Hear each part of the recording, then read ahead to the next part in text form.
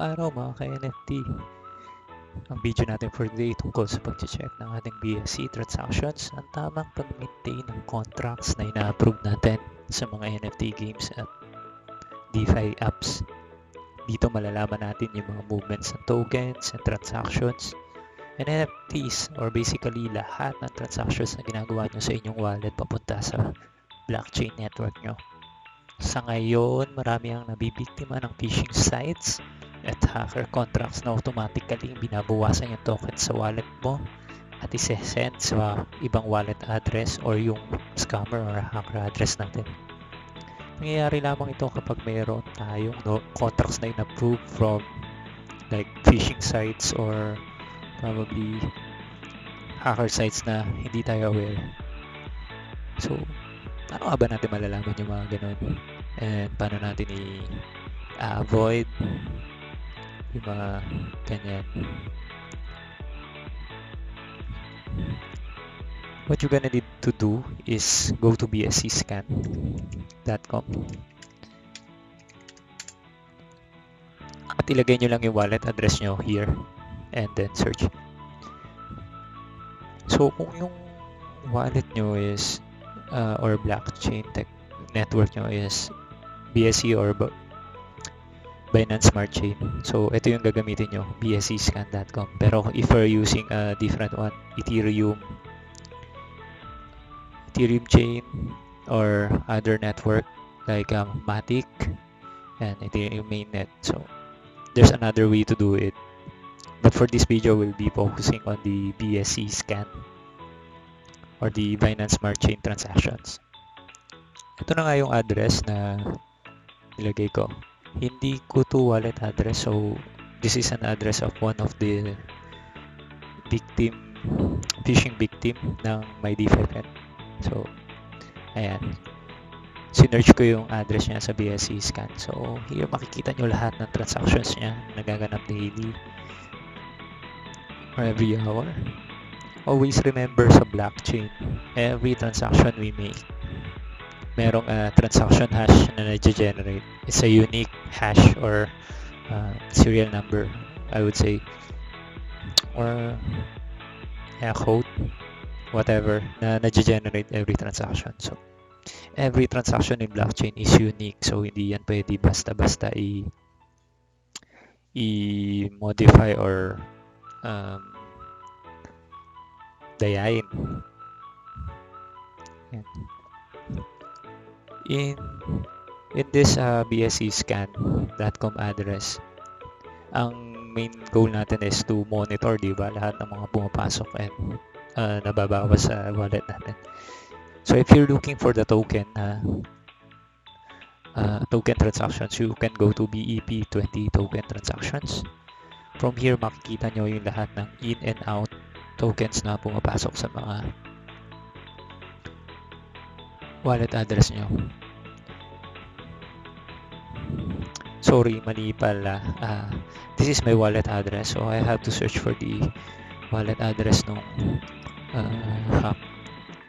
Kasi ito sa akin to, ayan, makikita nyo yung mga transactions ko daily. So, ayan, search nyo lang dito. Ito. Ayan, so para mas madali natin makita, ito siya. So, just go to BEP20 transactions.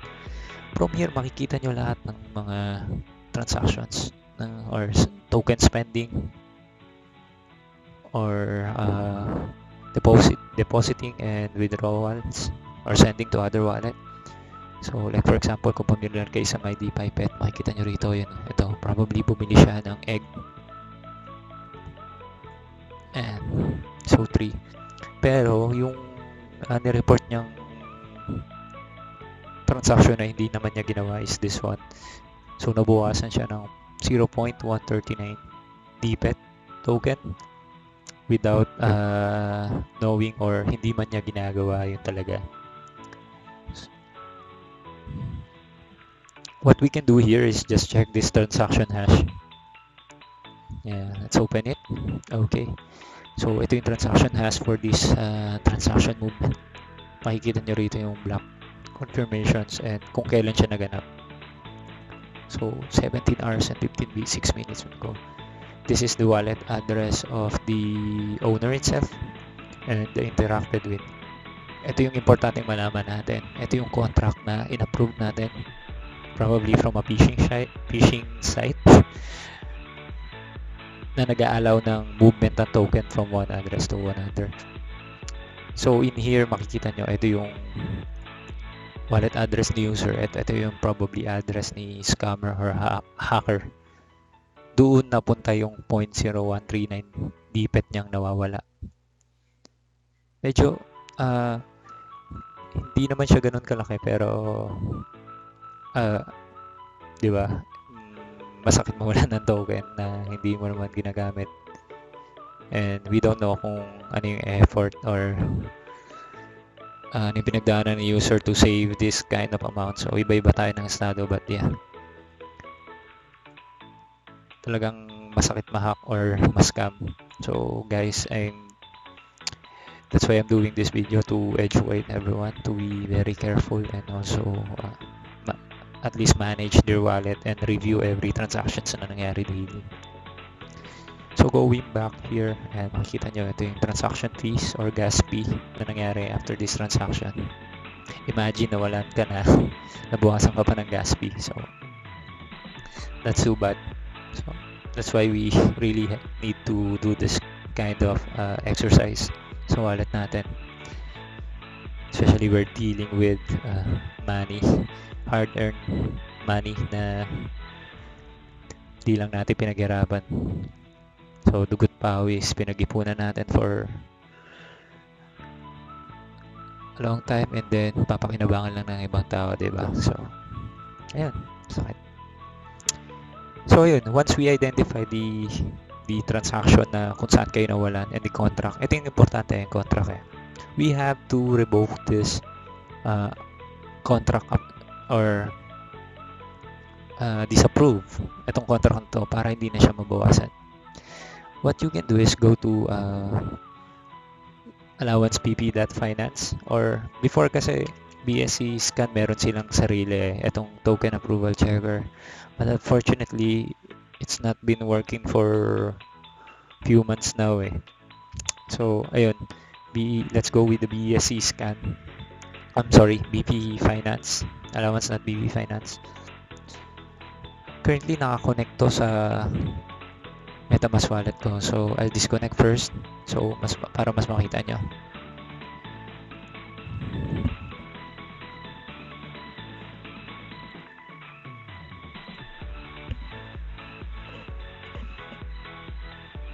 Ayan. So makikita nyo yan. I-approve nyo lang and then i-next nyo. Ayan, makikita nyo. Dapat lalabas dyan yung mga approved contracts natin. Don't get confused kasi yung mga contracts is a way of giving authority to probably an application or a wallet, I must say, kung di ako sure pero yun, yung contract kasi para to give authority sa isang app to do transactions on your behalf. Like for example, when you connect to a certain DeFi apps or NFT game, di ba? Kailangan mo i-approve yung site nila para makakonect ka sa game nila mismo. So yun yung main purpose ng DeFi. Going back to this BP Finance and i-refresh mo siya, lalabas dapat lahat dyan ang in-approve ng token. Contract. But here, lalabas dito kasi yung yung sa akin. So, hiningi ko na lang yung screenshot ng na-hack and makikita nyo dito sa screen. In the token column, makikita nyo yung mga contract address na in-approve nyo given this transaction and all. Para ma-identify nyo kung ano yung i-disapprove nyo or i-remove nyo yung contract para hindi na kayo mabawasan. Let's say for this transaction, hanapin nyo lang yung interacted with contract at makikita nyo na yun and just revoke it. So every time you revoke it, ito, papakita ko sa inyo. There's a corresponding gas fee you need to pay. Just confirm it and it will be removed.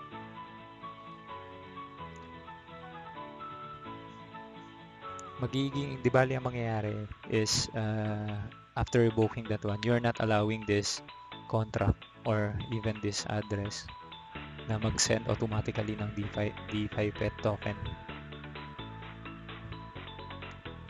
Okay. And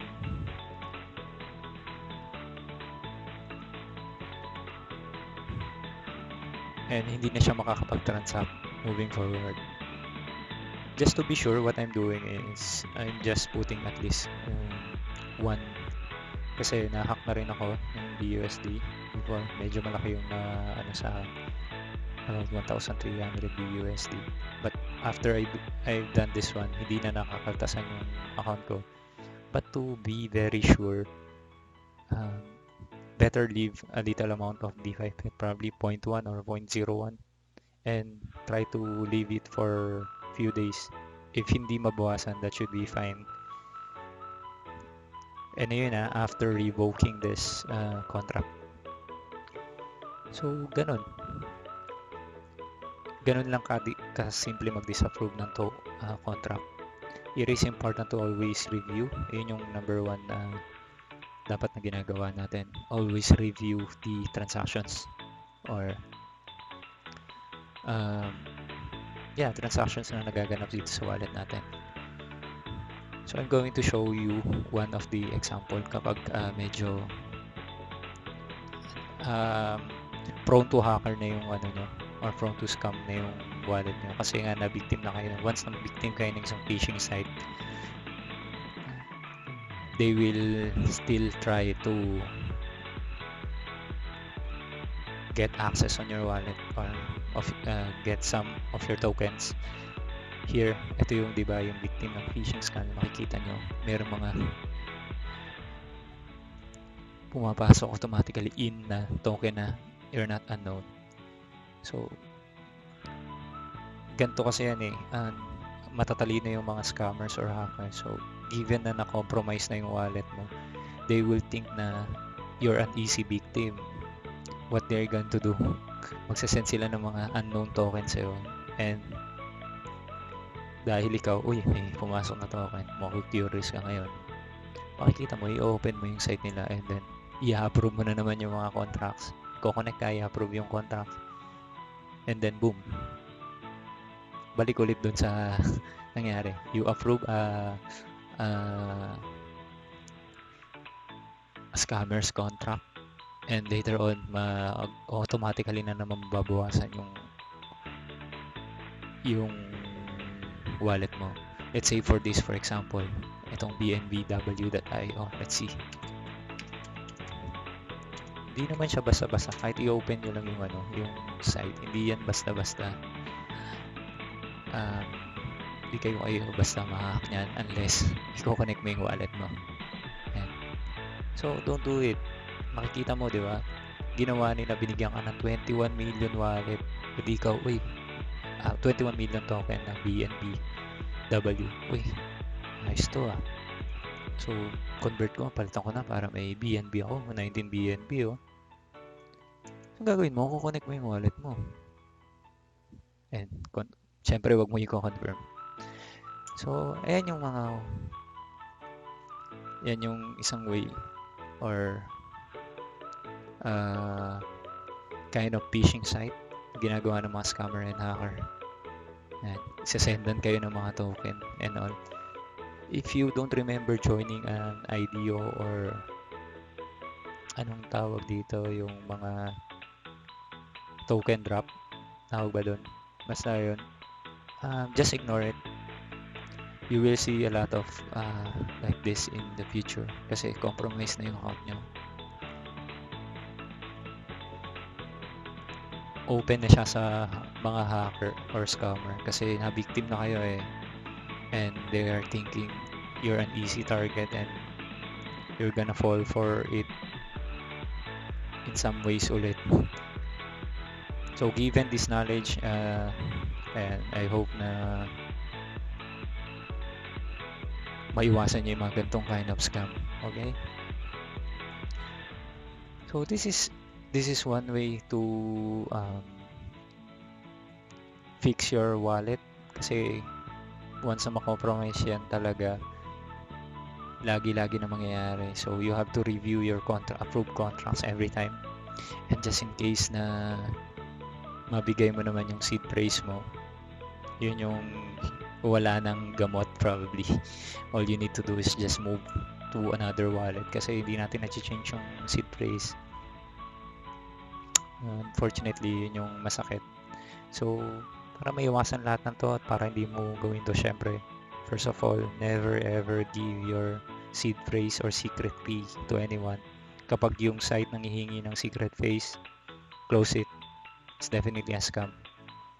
Remember, if you need to connect to an app, NFT game or DeFi app, all you need to do is just accept or approve the contract. No need to provide the secret phrase, or secret key.